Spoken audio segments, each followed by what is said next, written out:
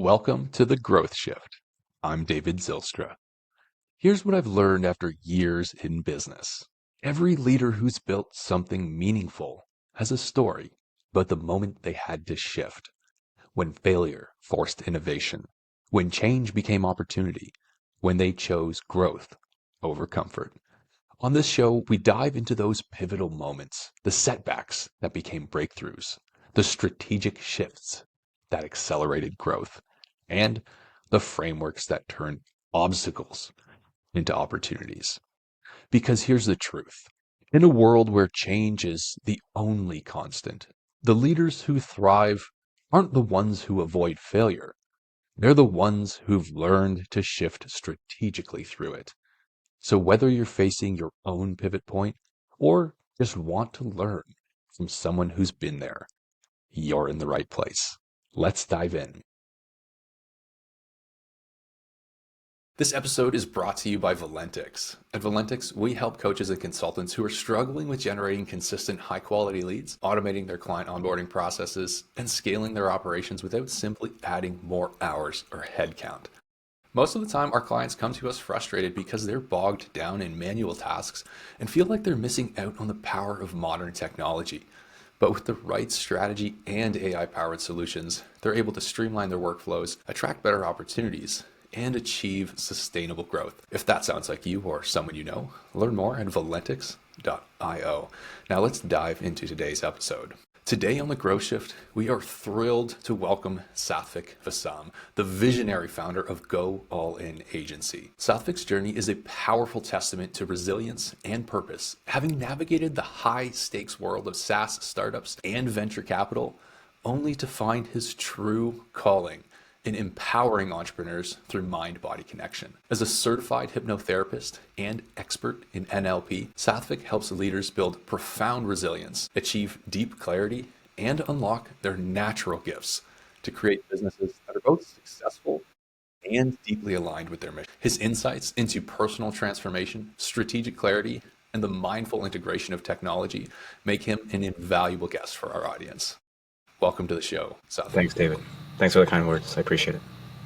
It's great to have you here. Now, you've had quite the journey yourself. I mean, from co-founding a SaaS startup to navigating the VC world and now leading Go All In Agency, focusing on this mind-body connection and resilience.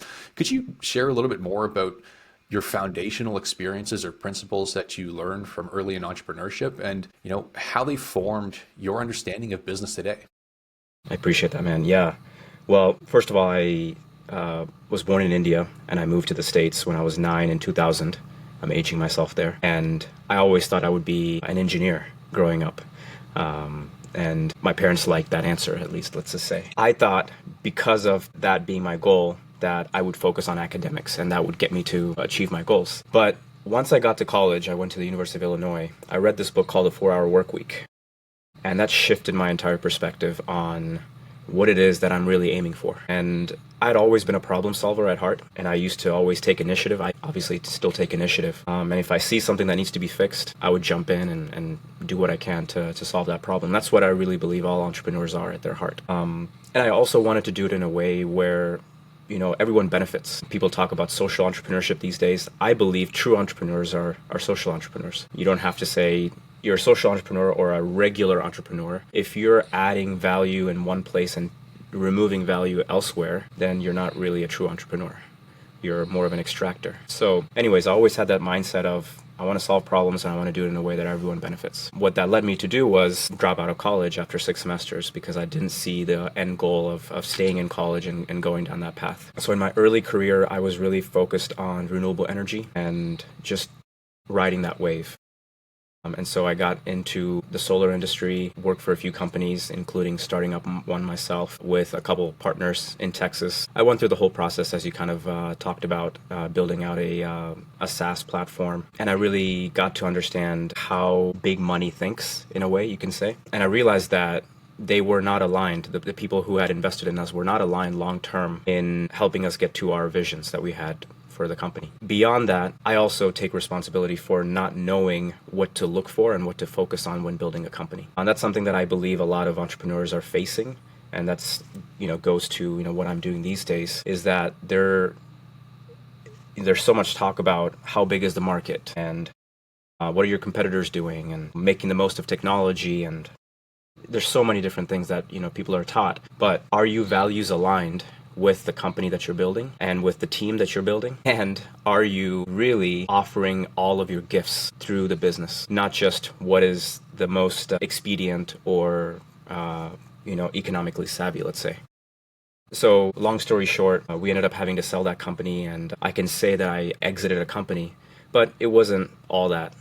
I learned that there's way more to this game of business and life. And around that same time, actually, I was also diagnosed with an autoimmune disease. Sathvik, I mean, obviously we're leading somewhere very compelling and very important here for you, but I just want to back up because these experiences, you're saying they led to an autoimmune disease, but for the sake of the audience, I mean, let's play out this timeline again. 9 years old, you moved to the US, right? That's a transition in itself. And as you're growing up, you thought, hey, I'm going to be an engineer. It's something that was aligned with your family. As I think many people understand in the Asian and Indian community, seemingly more prevalent than others, there's a few key professions that, if your child steps into one of these careers, you've got happy parents, right? Engineering, doctor, lawyer, and other similar ones. But it seemed like there was a misalignment for you personally, right? When you're going through college, you wanted to solve problems. You're a natural problem solver, but you found that fulfillment perhaps in pursuing entrepreneurship.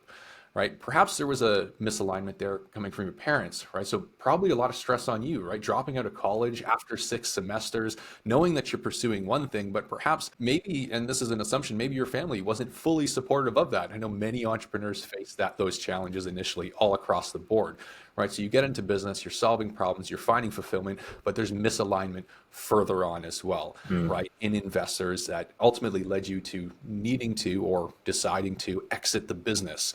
Right. So through this, searching for alignment, searching for purpose, finding it, but also misalignment in many different ways. And it sounds like this really played out in a really significant way on your health, right? Being diagnosed with an autoimmune disease. I mean, would you say some of those experiences and some of those outside influences maybe caused the development of this autoimmune disease? Or I mean, what really happened? How did this transpire then? I appreciate that, man. Yeah. It's tough to say, life is holistic, right? You can't say, that's the one thing that caused it. But absolutely, I took on a lot of stress in not only wanting to be values aligned with myself and what felt good for me, but like, I didn't want to, I didn't want to mess up my parents' lives either. They had invested in me. They had trusted that, their investment in my college and my education would pay off for them in some way. And, there's a belief in the Indian community that you take care of your parents just the way they take care of you, which there's nothing wrong with that. But I wasn't in a position to do that, and I felt like I was going against culture and their expectations, of course. So and I was an older brother. I have a younger brother, and so I wasn't setting the example. Let's say in our family, etc. So of course, man, all those things kind of played a role, and I still wanted to stay true to myself and do the best I can in everything that I did. So all of that maybe came to a head, and not only in my health, but in my relationships and just, everything happening in the world as well. None of that really helped. So yeah, that's you could say that that's where where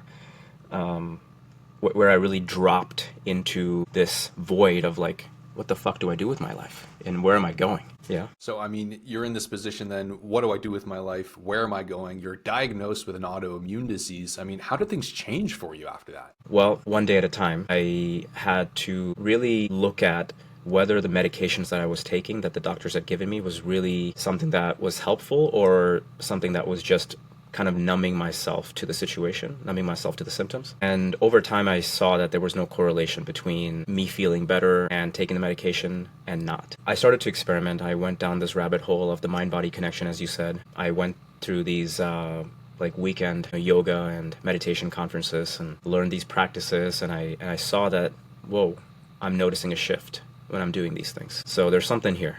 There's something here, and I don't know what it's going to lead to, but I want to keep exploring. And it was around that time that we ended up selling that company in Texas, and I moved back to my parents' place in Kansas. And I started, again, just making it my priority to heal myself. And I thought if I could do this, maybe there's some correlation and maybe there's some something that I can add to the entrepreneurship community. Maybe there's something that I'm being let down, and I'm just going to trust that I'm going down this process. So eventually I got to the point where I learned all these practices, and there's just one time I'll never forget where I sat down and I'm like, I'm just going to try to figure out if I can really heal myself. And I learned this thing called EFT, emotional freedom technique, or tapping. And I sat down and I started going deeper and deeper into my core self and just like naming things and forgiving things and etc. All these, it's a really cool practice. And I got to the point, maybe it was like 45 minutes or something like that through, and it felt like, whoa, I hit a golf ball right in the sweet spot. And then I got up and I'm like, I feel different. And for the next few months, no symptoms at all. And I was like, there's something here. There's something here. And I felt like I was giving a new, obviously, I felt so grateful that I had these tools that I was learning that I could really overcome these challenges. And that's where the idea of like, this is why I'm going through this process so that I can really understand what it means to build resilience and how I can offer that energy to anyone else that feels like they're in a similar spot. Mm.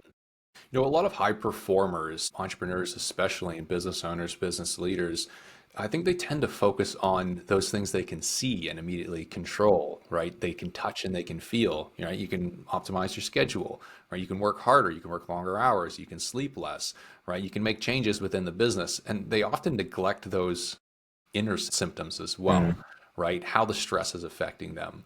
And you're really taking a deeper dive, such as you did. So it sounds like, you found a way to really get in touch with yourself, right?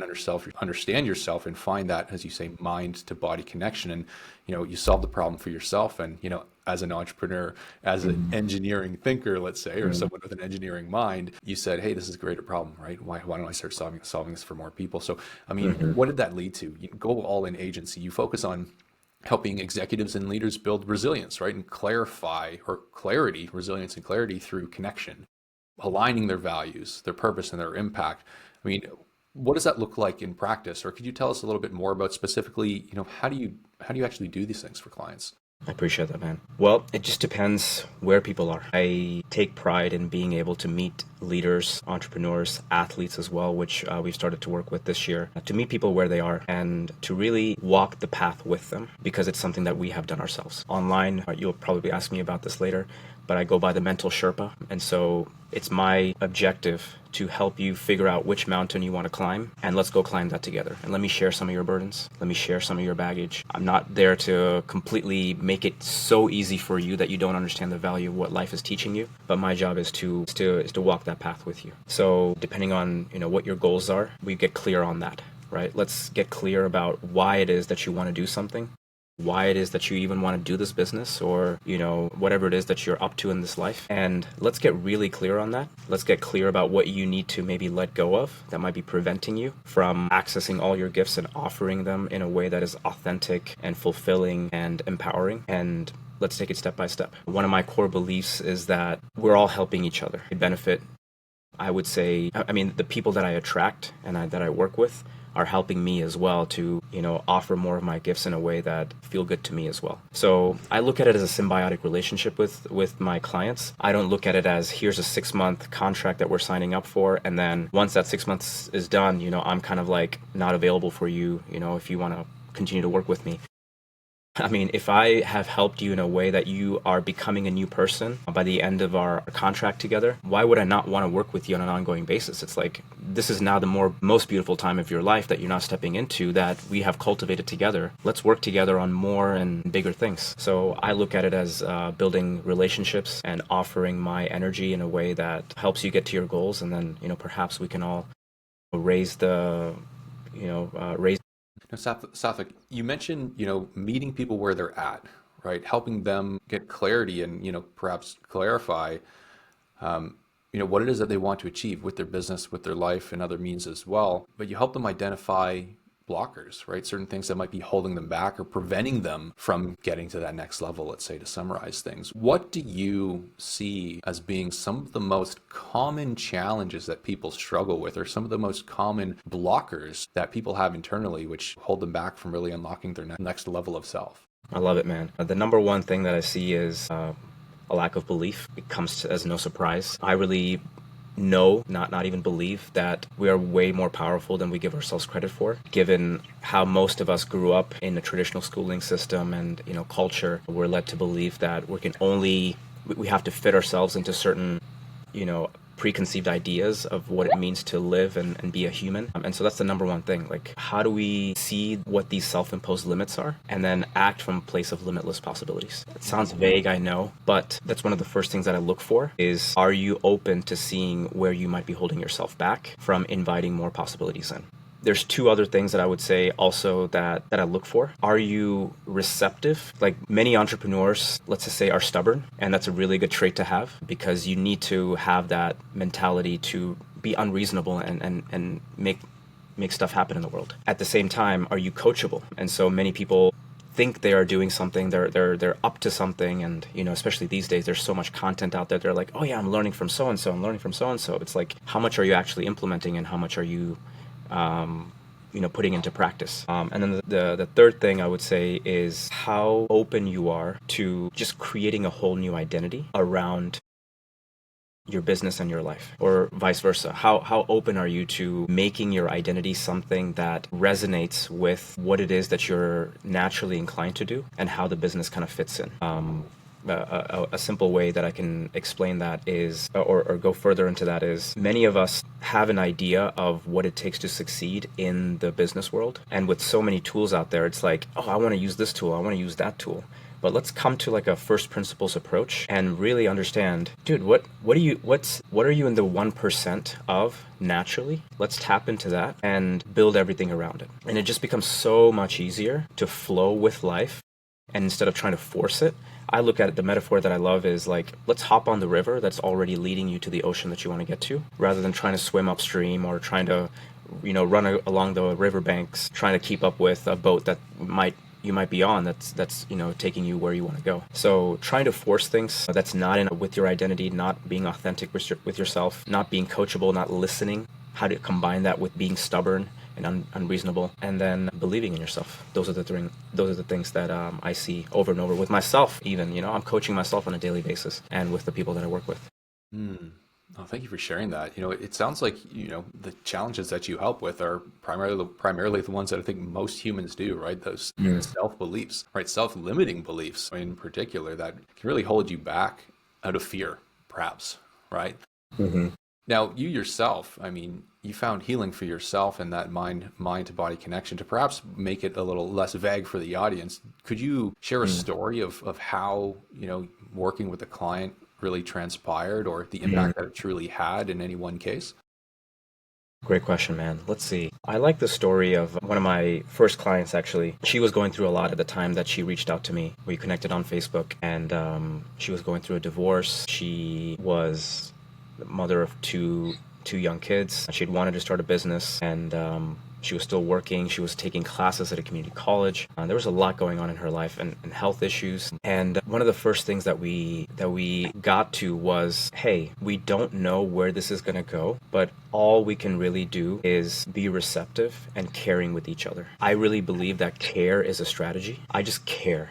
Like, if you just care about shifting your life, then the solutions and whatever it is are going to come forth. So one of the things that we did with that as like the vessel is we started to create a new mental map for how she wanted to go about living and building the life that she wanted to build from scratch. So let's imagine, walking her through, this is using some NLP principles. What is a trait or a value that you want to embody? And let's create an internal map that helps you feel and embody that. And so we wanted to first see what is the internal map that she's already created, which may or may not be helping her build the life that she wants to build. So we first brought this up, and there were examples of her in her life in which she was holding herself back. So we brought up examples of when she may not have been XYZ. And then we started to add resources to this internal map that she had created to help her shift why some things in her life happened the way that they did, to a point where she had created an internal map that was then serving what she wanted to step into.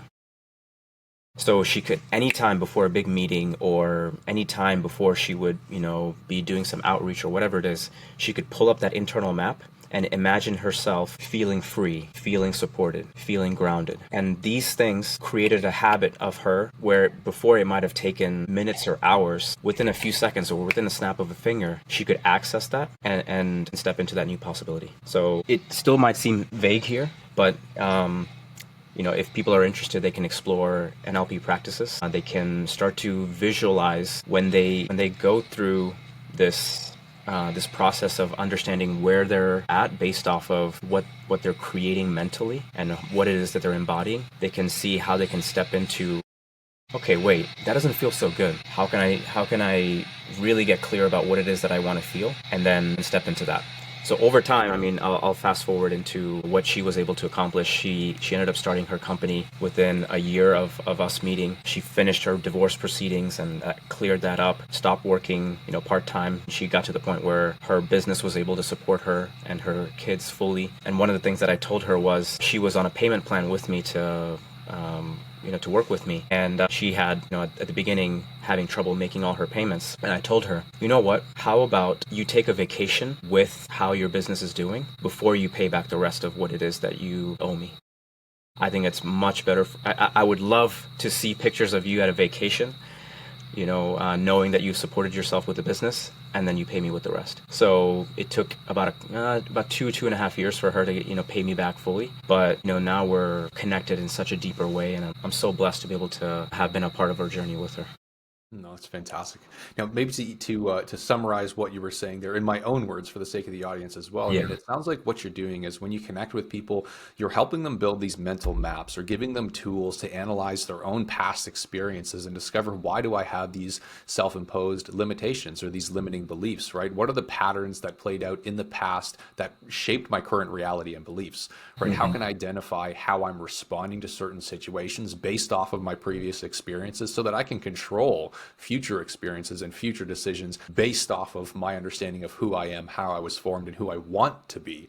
Now, I know I'm paraphrasing here for you, Sathvik, but Okay. is that a fair summary of really how it is you connect with clients and help them move forwards to realization? Absolutely, man. I You're doing a great job. I appreciate that. So there's that, and then making it something that is more tangible as well in your business, because that if that's the way that I want to embody myself, then I can start to really be clear about who it is that I want to attract, the kind of clients and kind of partnerships that I want to attract as well. So I want to make sure that what I'm saying is grounded in business principles as well, but in the most effective way. This is not just all woo woo and just all up in our brain here. Yes, yeah, absolutely. Now, it sounds like you build like true relationships and have true impact, right, on the value that you bring, and you go about it in a way that many other, business coaches might not. And this is a common theme, I think. I've been having a lot of conversations with various coaches and consultants, and there's a few core themes that keep surfacing, right? Many people struggle through cutting through market noise, right, and bridging the trust barrier or trust gap that is ever so prevalent in today's market, right, or today's society. So, Sathvik, for yourself, right, I would love to just learn a little bit more about, your insights and, what it is that you're experiencing when it comes to, connecting with people with such a, let's say, a different approach or a different approach to coaching, as many coaches have their own uniquely shaped services, right? Especially for services that require such a profound personal connection, such as yours. From your perspective, what are your thoughts around the challenges that many coaches are facing for bridging that trust gap and really being able to cut through the market noise? Yeah, well, things are changing really quickly. What worked a few years ago is not working anymore. Before, just doing, I mean, for example, some of my first clients I got a few years ago from doing organic Facebook posts and DMing and doing those things. Consumers are getting smart, and with the advent of AI, it's just so much easier to do outreach. And it doesn't feel good as a consumer, and it doesn't feel good as a coach too, if you're really, checking in with your feelings about it. So I understand the predicament that a lot of us are in, and I face the same situation. I look at it, I believe we're coming to a point where in-person and live communication is going to really take precedence. Yes, for top of the funnel activities, we can use AI to increase our reach and all that, which is great. But as a consumer myself, I really, I really don't work with people who are not making themselves available, even before we, start working together. And so I make it really easy for people who are wanting to work with me to just sign up for a, free intro call.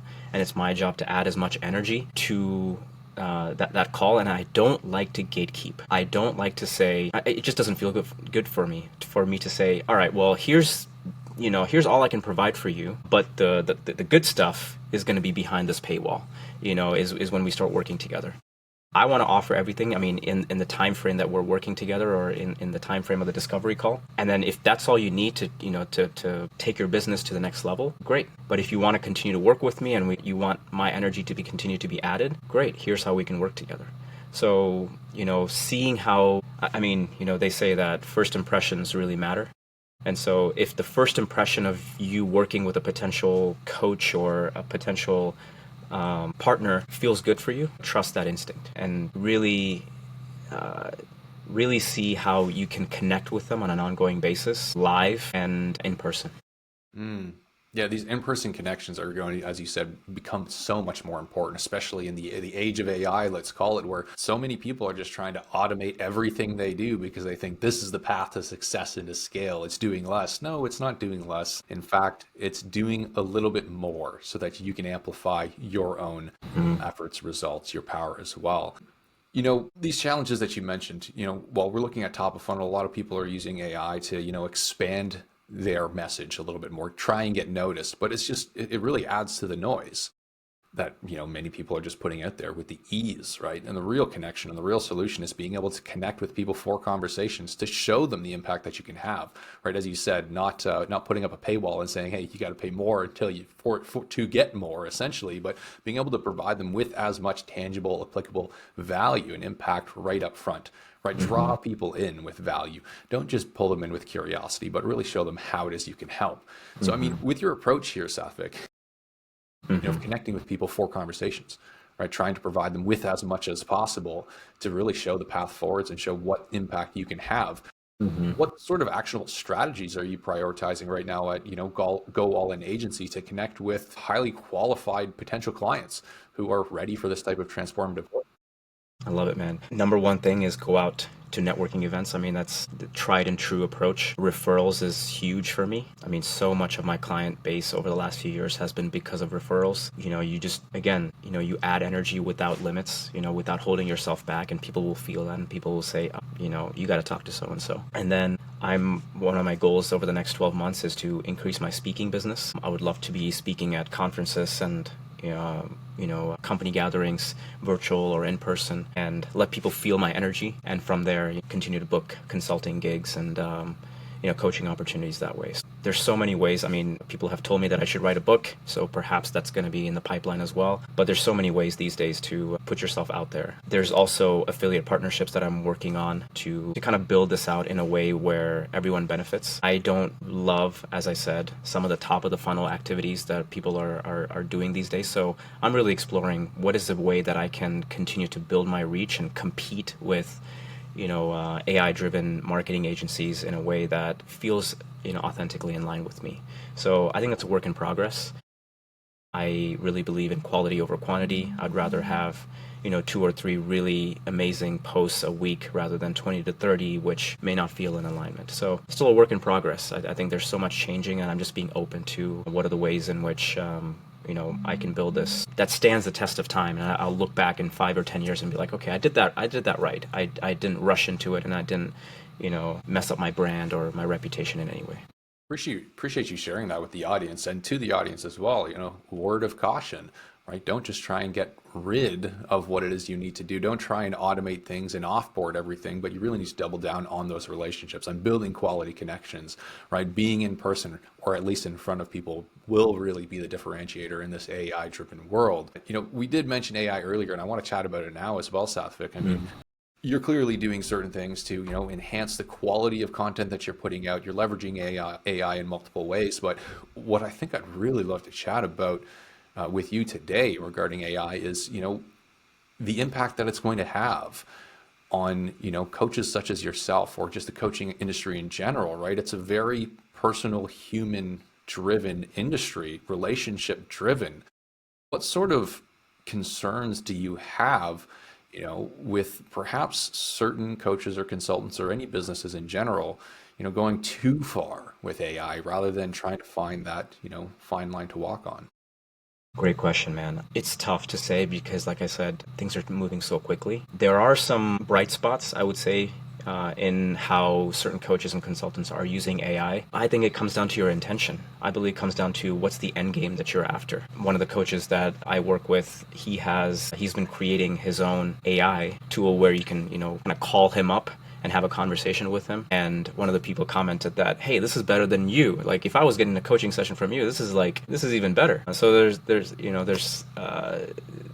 there's opportunities for you to be more available for people. Let's say, I can like sign up for a subscription service for whatever, $30 a month, let's say, to have access to him, even though he might otherwise be charging $5,000 for a session because of how in demand he is, let's say. So I want to make sure that people understand that it's not all like we don't know what we're doing. There's some clear bright spots to AI. Now that said, like what is your intention as a practitioner and as a consumer? It all comes down to how it feels in your body when you're working with someone and when you're offering or building something with AI. So I would check in with that, because some of the times, there's so much that AI is doing which, it raises a red flag. People are going through psychosis, and AI is hallucinating, and so it's like, it's really up to you, it's really up to us, and we can't depend on regulation. We can't depend on these leaders of these AI companies to really do the best for us.